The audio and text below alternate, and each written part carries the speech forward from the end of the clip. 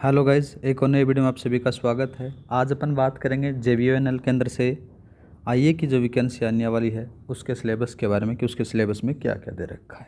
ठीक है, जब सिलेबस का जिक्र होता है ना गाइज, तो जिनका टेक्निकल स्ट्रॉन्ग है उनका तो 100% इसके अंदर से हो जाएगा। क्यों हो जाएगा, उसका रीज़न ये आ जाता है कि इसके दो पार्ट होंगे। पहले ए पार्ट के अंदर से और दूसरा पार्ट बात करें तो ए पार्ट में जब जिक्र होता है तो 60% आपका टेक्निकल इसमें दिया गया है, 40% इसमें नॉन टेक्निकल दिया गया है। और बात करें, सपोज करो आपने यहाँ पर इसका 10 से 12% आपने कवर कर लिया तो वो इसमें ऐड हो जाएगा। कितना कवर ऐड हो जाएगा गाइज, यहाँ पर 72% आपका यहाँ पर ऐड हो जाएगा। इस प्रकार से मैं श्योरली कह सकता हूँ कि जिनका टेक्निकल स्ट्रॉन्ग है उनका आराम से निकल जाएगा। ऐसे अटपटा पेपर नहीं देता, जैसे इसको करवाता कौन है, इसको कराता है IBPS। ठीक है, ऐसा पेपर आपको नहीं मिलेगा जैसा आपने अधीनस्थ बोर्ड का आईए का पेपर देखा था। उसमें से टेक्निकल की चीज़ें बहुत कम दे रखी थी, रीजनिंग का पार्ट बहुत ज़्यादा दे रखा था। मतलब उसके अंदर से आपको एकदम सीक्वेंस के हिसाब से मिलेगा। अगर एग्जामिनर ने आपके सिलेबस में 60% टेक्निकल डाला है तो IBPS क्या करेगी, 60% ही डालेगी, लेकिन उसका जो लेवल है वो थोड़ा सा आपको हाई मिल सकता है। ठीक है, दूसरा बात करें तो इसी के सिलेबस के बारे में बात करेंगे कि कौन कौन से टॉपिक दे रखे हैं, कौन कौन से टॉपिक अपने को पढ़ने हैं। ठीक है गाइज, तो सबसे पहले पार्ट ए के बारे में चर्चा कर लेते हैं। कौन सा है पार्ट ए। पार्ट ए का जो वेटेज है वो 60% आपको दे रखा है। ये सारा का सारा 60% है वो टेक्निकल है गाइज। जिनका टेक्निकल स्ट्रॉन्ग है उनका 100% आराम से निकल जाएगा। अब बात करते हैं कि आपको कौन कौन से टॉपिक पढ़ने हैं। पहला बात करें तो नाम आ जाती है DI। यहाँ पर DI दे रखी है, DI आप पढ़ कर आए हो और आपको पता है। ठीक है, तो ये DI का पार्ट हो जाता है। इसी के साथ में बात करें तो देखो, major development in field of information technology, ये चीज़ें आपको पढ़नी है, आप आईए में पढ़ कर आए हो। अब चलते हैं नेक्स्ट वाला। नेक्स्ट वाले में बेसिक चीज़ें दे रखी हैं जो आप हर एग्जाम में पढ़ते हो, जिसके अंदर से FOC का पार्ट आता है। यहाँ पर दिया गया है overview of the computer system including input output डिवाइसों के बारे में पूछा गया है। तो ये वाला जो टॉपिक है ये आप हर एग्ज़ाम के लिए पढ़ते हो। कोई भी कंपटीशन एग्ज़ाम में बैठ जाओ, आपके लिए इसके अंदर से सवाल 100% पूछे जाते हैं। दूसरा बात करते हैं, तीसरा पॉइंट आता है। तीसरे पॉइंट के अंदर से आपको नॉर्मल पूछा गया है इंट्रोडक्शन टू ऑपरेटिंग सिस्टम के बारे में। मतलब कि इसके अंदर से जब ऑपरेटिंग सिस्टम की आपकी 1 या 2 यूनिट हैं वो ही आपको पढ़नी है। इस OS की क्लास मैंने चला रखी हैं जो बेसिक से एडवांस तक चल रही हैं, जो कंप्यूटर अनुदेशक के लिए हैं। ठीक है, तो उसके अंदर से आप पढ़ सकते हो। उसकी PDF फाइल भी आपको टेलीग्राम पर मिल जाएगी। ठीक है गाइज, आगे बात करें तो इसका जो सारा का सारा जो है वो वहाँ से कवर हो जाएगा उन क्लासेस से, उससे बाहर कुछ भी नहीं आएगा। नेक्स्ट वाला जाता है वर्ड प्रोसेसिंग का। वर्ड प्रोसेसिंग के अंदर से आपको पूरा का पूरा पढ़ना है कौन सा, MS वर्ड। MS वर्ड आप आईए, जो राजस्थान का आईए हुआ था, नॉर्मल आईए अधीनस्थ बोर्ड के द्वारा करवाया गया था, उसमें भी आपको पढ़ना पड़ा था। कंप्यूटर निर्देशक में भी आपको पढ़ना पड़ा था और आगे भी आपको पढ़ना पड़ेगा। इसीलिए आपको इसमें MS वर्ड कंप्लीट पढ़ना है। स्प्रेडशीट आ गया, सॉफ्टवेयर जिसके अंदर से MS एक्सेल आ जाता है। और जो CET की तैयारी कर रहे हैं, अब आजकल के अगर दौर का उठाएं, अपन पेपर उठा कर देखें तो हर एग्ज़ाम में पूछा जाता है ये। ठीक है, MS एक्सेल हो गया, साथ में MS पावर पॉइंट हो गया। MS पावर पॉइंट के बाद में बात करें ना गाइज, तो ये देखना MS वर्ड, पावर पॉइंट और MS एक्सेल, तीनों चीज़ें यहाँ पर दे रखी हैं। साथ में एक और दे रखा है MS एक्सेस दे रखा है। MS एक्सेस है, ये DBMS का पार्ट है गाइज, इसको भी आपको पढ़ना है।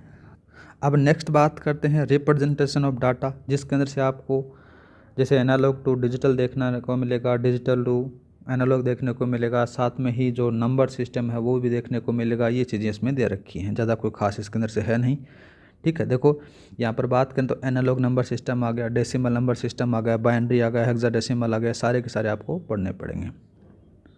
एक चीज़ और दे रखी है यहाँ पर, देखना क्या दे रखा है, introduction to data processing, concept of a file and its types के बारे में। मतलब कि जो कौन फाइल्स होती हैं उन फाइल्स के बारे में और उनके टाइप कितने प्रकार के होते हैं उनके बारे में आपको पढ़ना है।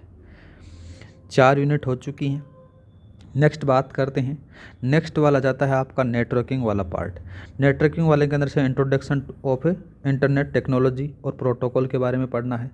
लेन मेन वेन जो सर्च सर्विस है उनके बारे में पढ़ना है। ठीक है गाइज, ये चीज़ें आप पढ़ चुके हो। ये आपको पढ़ना है। ऑनलाइन मैसेजिंग हो गया, ऑफलाइन मैसेजिंग हो गया। दूसरा बात करते हैं जिसमें से दे रखा है वेब टेक वाला पार्ट, जिसमें से वर्ल्ड वाइड वेब ब्राउज़र आ गया, वेब पब्लिशिंग आ गया, किस प्रकार से उनकी बनाए जाते हैं वेबसाइट, HTML हो गया, HTML टूल हो गया, उन सारी चीज़ों के बारे में आपको पढ़ना है। ये अभी आप टॉपिक पढ़ चुके हो, तो इससे भी आपको बेनिफिट होगा गाइज। और इनकी जो शॉर्ट नोट्स की क्लासेज हैं मैं जल्दी लगाने वाला हूँ। जैसे वैकेंसी घोषित होगी आपको करीबन 20 या 25 दिन के अंदर से कंप्लीट जो टेक वाला पार्ट है उस सिलेबस कवर करवा दिया जाएगा गाइज। बाद में आप चाहिए दोबारा से रिवीजन करते रहना। आगे बात करते हैं जिसमें से दिया रखा है मल्टीमीडिया एंड ग्राफिक्स दे रखा है, वॉइस मेल, वीडियो कॉन्फ्रेंसिंग आ गया, इंट्रोडक्शन टू ई-कॉमर्स, ये चीज़ें आपको पढ़नी है, ये चीज़ें आप पढ़ चुके हो। आगे बात करते हैं, नेक्स्ट वाला टॉपिक आता है छठा, जिसका नाम आ जाता है सिक्योरिटी। तो ये सिक्योरिटी वाला जो टॉपिक है ये आप प्रोग्रामर के लिए भी तैयारी कर रहे हो उनके लिए भी बेनिफिट है। साथ में बात करें तो जो कंप्यूटर निर्देशक की तैयारी कर रहे हैं उनके लिए भी आएगा, उनके सिलेबस में भी है। दूसरा बात करें जो आप आईए की वैकेंसी देकर आए थे, आईए का जो पेपर देकर आए थे उसमें भी आपको पढ़ना पड़ा था, ठीक है। सातवीं जो यूनिट आती है उसका नाम आ जाता है algorithm of problem solving, introduction to C language दे रखा है। सी लैंग्वेज की क्लासेस एकदम बेसिक से चला रखी है क्लासेस, उनको जाकर आप ज्वाइन कीजिए।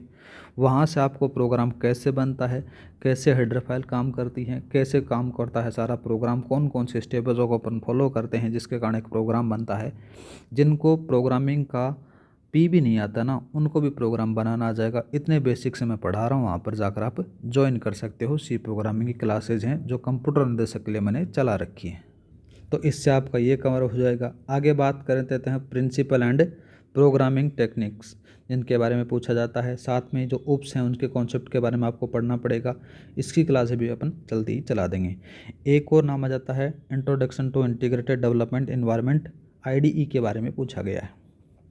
IDE कौन सा है? ये जावा का पार्ट है। कौन सा जाता है?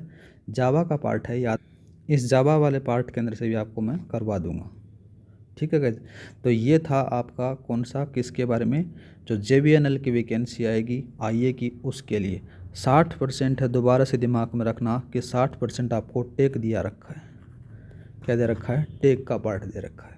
आगे बात करते हैं पार्ट बी के बारे में। पार्ट बी में क्या दे रखा है? देखो पार्ट बी का जो वेटेज दे रखा है ओनली 40% दे रखा है। 40% में आपको इसमें रीजनिंग मिलेगी, मैथमेटिक्स में मिल जाएगी, जनरल नॉलेज और एवरीडे साइंस में मिल जाएगी, ठीक है। और तीसरा जो पार्ट आता है चौथा, हिंदी आ जाती है जनरल और इंग्लिश आ जाती है।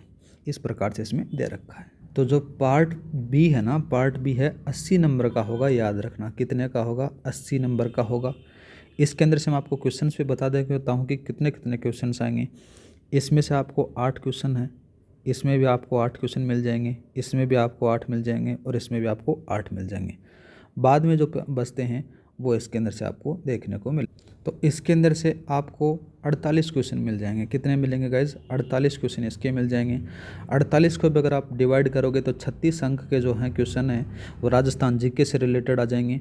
और बात करें तो जो 12 अंक हैं जिसमें से वर्ल्ड ज्योग्राफी हो गई, वर्ल्ड का कुछ भी आ जाता है, और इंडिया की जो कुछ भी जीके है उसके बारे में आपसे पूछ लिया जाता है। साथ में बात करें तो जनरल साइंस है उसके बारे में ये पूछा जाएगा। ये वेटेज आता है 12 का। तो गाइज़ ये था आईए JVNL 2024 के जो नई आने वाली वैकेंसी है उसके बारे में सिलेबस था।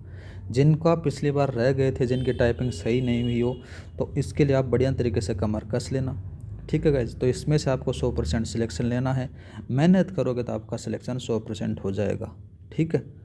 दोबारा से बता देता हूँ, IBPS इसको पेपर करवाएगा। अगर IBPS करवाएगा ना तो एकदम बढ़िया तरीके से आपको क्वेश्चन देगा।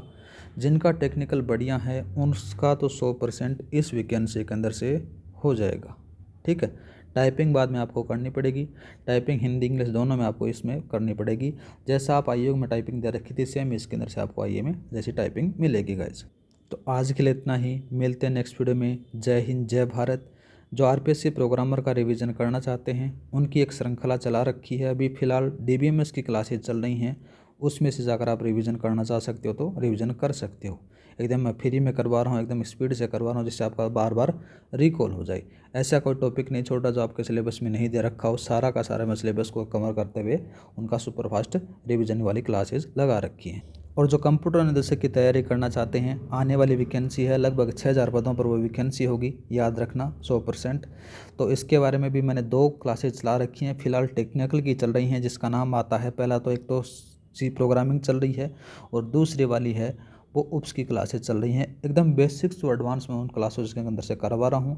क्लास की जो PDF फाइल होती है वो टेलीग्राम पर मिल जाती है, वहाँ पर जाकर आप उस फाइल को डाउनलोड कर सकते हो। आज के लिए इतना ही। जय हिंद, जय भारत।